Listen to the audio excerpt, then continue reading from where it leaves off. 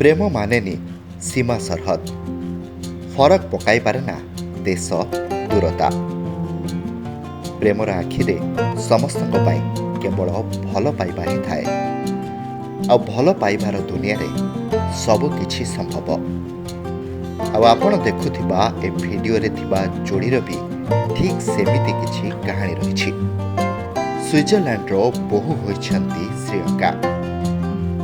ମାଇକେଲକୁ ନିଜ ଜୀବନସାଥୀ ଭାବେ ବାଛିଛନ୍ତି।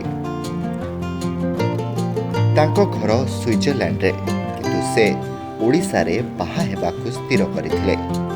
ଓଡ଼ିଆ ଝିଅ, ସେଇଥିପାଇଁ ପୁରା ଓଡ଼ିଆ ରୀତିନୀତିରେ ବାହାଘର।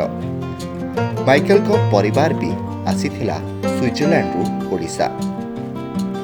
ରାଜଧାନୀ ଭୁବନେଶ୍ୱର ହୋଇଥିଲା ହଳଦୀ ଆଉ ବାହାଘର।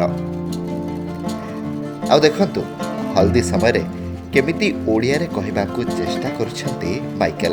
Hi Michael. Hi. You have to say it in Odia, okay? Are you enjoying Odisha? Appaduwane Kusita.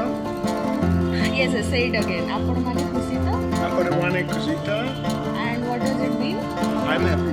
Yeah, nice. Congrats on your wedding. Thank you. ବେଶଭୂଷା ପୁରା ଓଡ଼ିଆ, ପାରମ୍ପରିକ ରୀତିନୀତିରେ ସବୁକିଛି ହୋଇଛି। ମୁଣ୍ଡରେ ବାହାଘର ମୁକୁଟ, ବରଣମାଳା, କଉଡ଼ି ଖେଳ, ପୂଜାପାଠ। ବାହାଘରଟି ପୁରା ଓଡ଼ିଆ ରୀତିନୀତିରେ ହୋଇଥିଲା।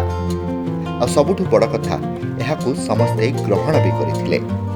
ଆଶା କରିବା ମାଇକେଲ ଓ ଶ୍ରୀୟଙ୍କାଙ୍କ ଯୋଡ଼ି ଭିତରେ ଏମିତି ଭଲ ପାଇବା ରହିଥାଉ।